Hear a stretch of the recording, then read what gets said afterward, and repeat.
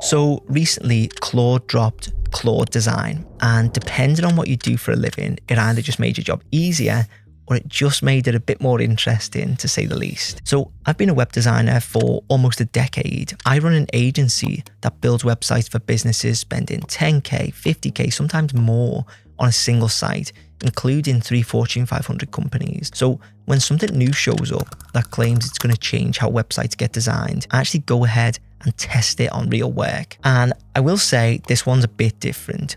It's not a chatbot that spits out a Figma file that you have to clean up. With the right prompts, it actually designs, lays out, and ships pages that look like a designer made them. Some of it genuinely surprised me, but a lot of it I'd never send to an actual client. So in the next few minutes, I'm going to walk you through exactly what Claude Design is, the workflow I actually use to get a result that doesn't scream AI, where it breaks the moment a real client touches it, and whether it belongs in your workflow. First, I need to show you what makes Claude Design different, because half of the AI tools that get launched right now, they sound the same. But as I say, Claude Design isn't like, a chatbot that hands you a Figma file, nor is it an AI agent that generates an HTML page that you then have to style afterwards. It actually designs the page. Layout, hierarchy, typography, color, spacing, all of it. You can click on an element on a canvas, you can annotate it and tell it, hey, change this to a portrait image, or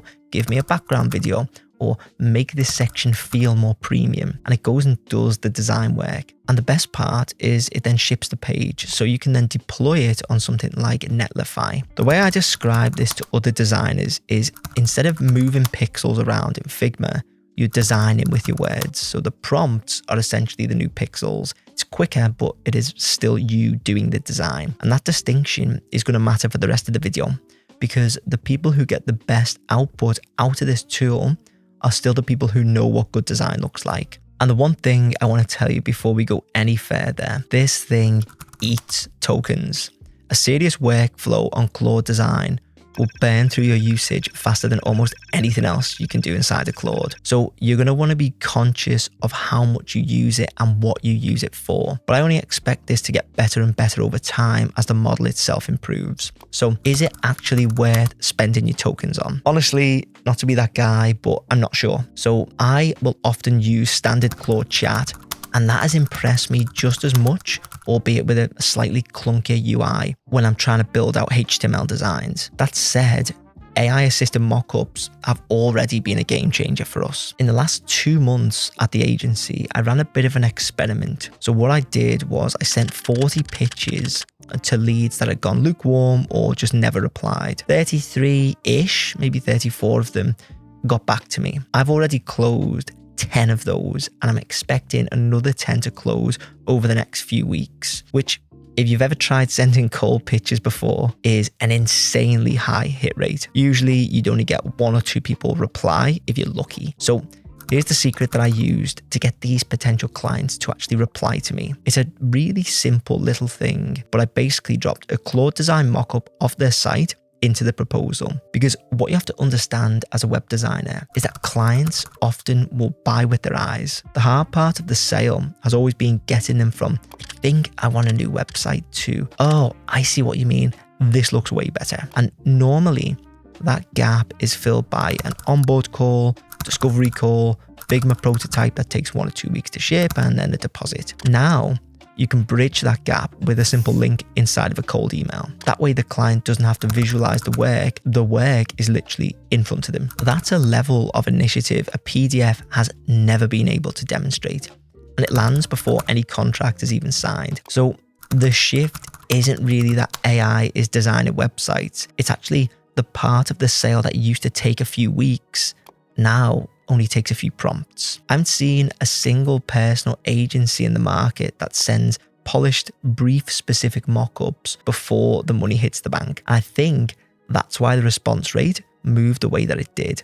Not because the mockups are perfect, because I'll be honest, most of them aren't, but you can go back to the human-made version once they sign and then walk through Figma together. The AI is just doing the proof of concept work. But before I show you the workflow, I need to show you what to look for, because the first thing you'll notice when you start using any sort of AI tool is that AI design has a fingerprint. any designer who's been looking at AI output for a while can spot Claude design sites in about 5 seconds. There are specific repeated patterns that it loves to fall back on, and once you see them, you cannot unsee them. Okay, so watch this. There's a big line above the heading.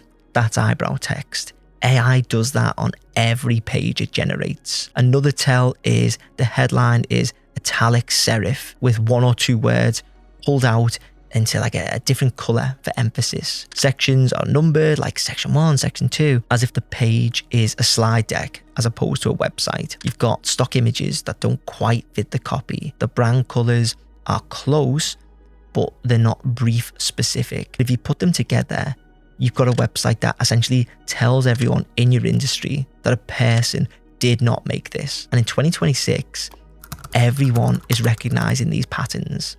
So the deal goes wrong the moment that someone spots it. And this is the part most people aren't thinking about yet. A year ago, AI design slop was invisible to anyone outside the design world. But now, founders have gotten so exposed to it that they're easily spotting it within a second. So if you ship a site with that fingerprint on it in 2026, you're not just signaling AI made this to the clients, but to your clients' customers as well. And that's the whole reason the workflow I'm about to walk you through exists, because each step removes a specific AI tell before the client actually has a look at it. So here it is, end to end. Now, after testing hundreds of different prompts, I can tell you with certainty that it's impossible to one-shot a great website out of Claude design. The people whose output looks effortless are probably spending like 30 minutes on the prompt before they hit send. And even then, there's no way that it's production ready. I personally have a 5-step checklist that I go through to maintain quality. So I'm going to walk you through all of those steps right now. The standard brief someone will use is something like, here's my site link, make this better. I want it to look premium and be optimized for conversions. The output you're going to get, as you can see here, is your run-of-the-mill AI slop. It has literally every trademark you can think of. This is where people either give up and say, oh, AI sucks, or they think, well, it's better than paying a designer, I'll just deploy it. Both of those are wrong in their own way. So let me show you how I'm using Claude design now. First, I feed it a link to the client's current website, and then what I'll do is I'll drop in a full page screenshot. The link gives it the structure, and then the content and the screenshot gives it what the site looks like today, which I want to actively move away from. Next, I'll tell it explicitly to keep all the content the same, keep the brand the same, and then bring through every image, every logo, every brand color. I know that this sounds like a little bit redundant because by default, AI will replace the client's actual logo with like company name and this weird sort of icon. It's going to swap a logo carousel for a row of brand names typed out. So I tell it to bring all of that through, and where it doesn't, I just manually upload the logos and I feed in the hex codes. You can set the design system up in Claude design if you're doing your own site. But if I'm working through 10 plus proof of concepts per day for potential clients, I just skip this part. Now, the logo strip is the one I see fail on every first pass, because if, for example, the client has 6 brand logos on their current homepage, Claude design will look at that and it'll decide that a row of typed out company names is close enough. Usually it's just easier to fix this manually. So I'll save each logo from the original site, I'll attach it into the Claude chat, and I'll tell Claude to use those exact files in the logo strip. The same goes for hero images, founder photos, anything that belongs to the brand. So if it's a real asset, assume Claude isn't going to pull it in on its own. You have to feed it in. Now, after that, I'll feed it my design specification. These are the prompts that I always include every single time, because what they do is they kill the AI fingerprint. I'll often tell it to use a sans serif font most of the time, unless the client's like specifically asked for a serif. Personally, I like plus Jakarta sans as the font. And the moment you do that, that serif AI slop disappears. Sometimes I also tell it to apply a liquid glass effect and bring in some UI style elements. That single instruction seems to kick the design from AI template to a premium site faster than anything else. Obviously, you don't want to do this on every single design, but there's just something about this particular prompt that seems to work wonders for getting Claude to actually do some really solid work. It's also super helpful to feed it screenshots of other sites that you want it to take inspiration from and link to those sites directly. So you can go in and say, hey, use this style, and then it actually does. If you want to get into the weeds, you can even specify a specific scroll behavior.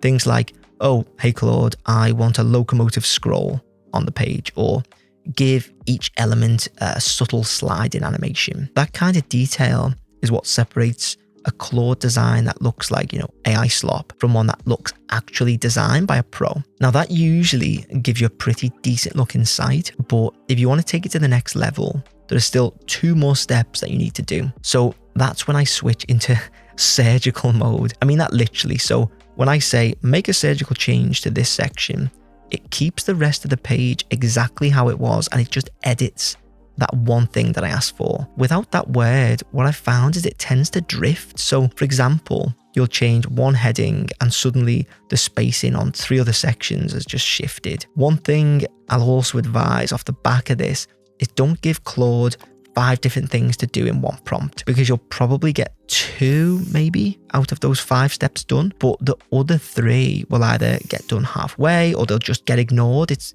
really strange. Sometimes it'll break a section that you didn't even ask it to touch. So after I've done the bulk of the work, I'll just start to prompt one element at a time. With Claude's Canvas tool, you can get a bit more specific with your feedback, which is great. So you can go directly into the site styles menu and you can make those surgical changes if you want. But honestly, I still prefer just to prompt my way through to the final mockup. Now we're going to go into the last step, which is an absolute non-negotiable. Every output needs to get eyes on it before it goes anywhere near a real client. So you need to absolutely make sure you've got consistent spacing, your font is consistent, the type hierarchy is actually working. You need to make sure the imagery matches the actual copy, and your hex codes are correct. If you're a developer, you also want to look at the code for dead artifacts, because AI, while fast, it doesn't tend to catch its own mistakes. So that's still your job. Now, here's where it breaks. Let's talk about 2 specific failures that show up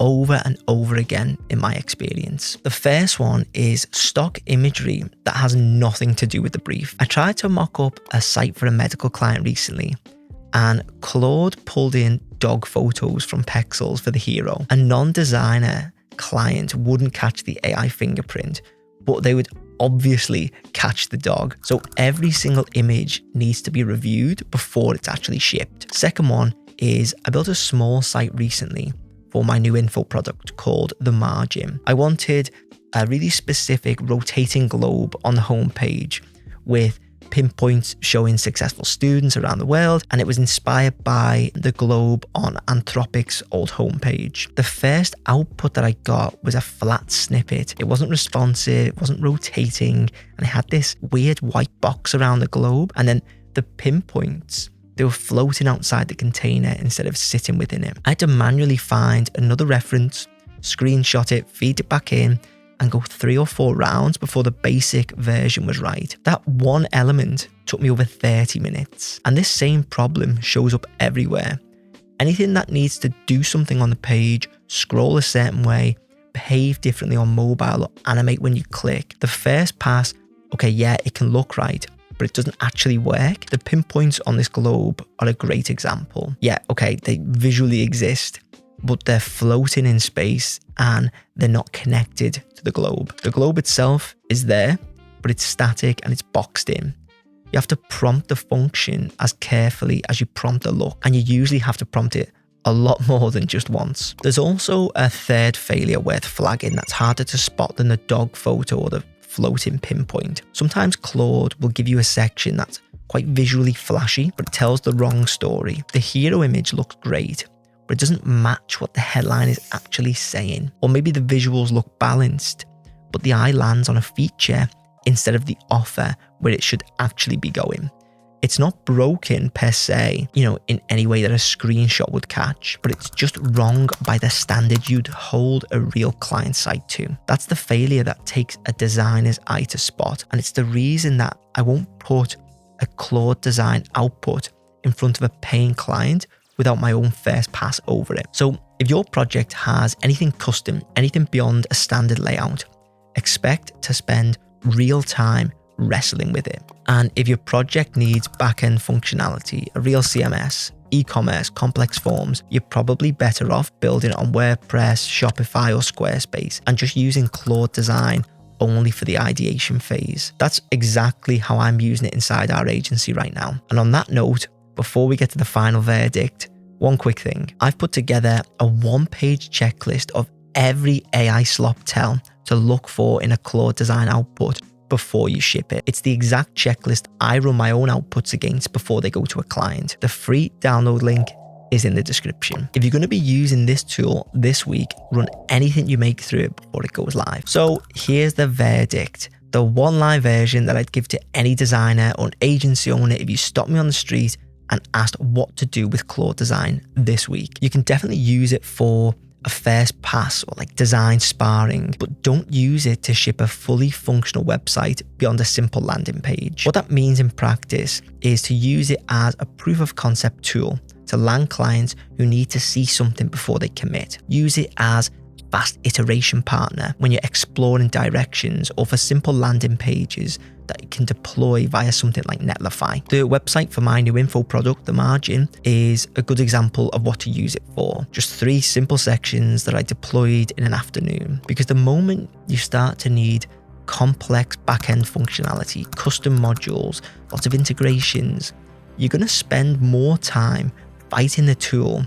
than you would have spent just building it on the right platform from the start. Then you've obviously got the token cost. This thing, as I said before, it eats tokens, so just know what you're getting into. Here's the way that I'm framing it right now inside our agency. The clue is in the name. It's called Claude Design, not Claude Build. So use it for the initial design ideation phase and then the pitch, but don't ask it to ship the final designs or anywhere near the full build. The Margin landing page I mentioned shipped on Claude Design and deployed through Netlify, and that worked because it's just 3 sections and no backend beyond linking up the waitlist to a Google Sheet. Anything heavier and then we're back on a full CMS. And that brings me to the thing I actually believe about Claude Design and the reason that I'm not panicking about it. There's a version of this story where AI shows up, the design industry collapses, and everyone with a Figma license starts updating the LinkedIn. But that's not what's actually happening right now. Claude Design didn't kill designers, just empowered them to do faster,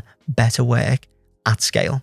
Because everything that I just walked you through, none of that realistically is something a non-designer can do, or at least do well. The tool just raises the floor for everyone, and it removes the bottom of the market for designers who are ever only really competing on speed and not skill. The most important part is that it doesn't move the ceiling. The ceiling is still owned by people who can look at an output and say, this isn't quite right yet. Here's why, here's the prompt that fixes it. And then they take that starting point and build out a beautiful human-made design in a fraction of the time that it used to take. And the practical version of that for anyone watching this is, if you're a designer, the time leverage is real. So spend a week running this against your own client work and find out where it fits in your stack. If you're a founder that's building your own site, the floor is genuinely higher than what it was a year ago. But the ceiling on what gets you a 50K buyer to convert hasn't moved. So use the tool to get a draft. Then either learn enough design to assure its quality properly or hand it to someone who already can. And if you're an agency owner like me, the move is to start sending visual mockups in your cold pitches, because the conversion lift is sitting there waiting for someone in your space to come and pick up first. So now you know how to use Claude Design to speed up your workflow. The only problem is that if you don't know what to look for when building a website, all you're going to do is just build bad websites faster. So make sure to watch this video next, because it'll show you the psychology of premium websites and exactly how I build websites that brands will gladly pay tens of thousands of dollars for.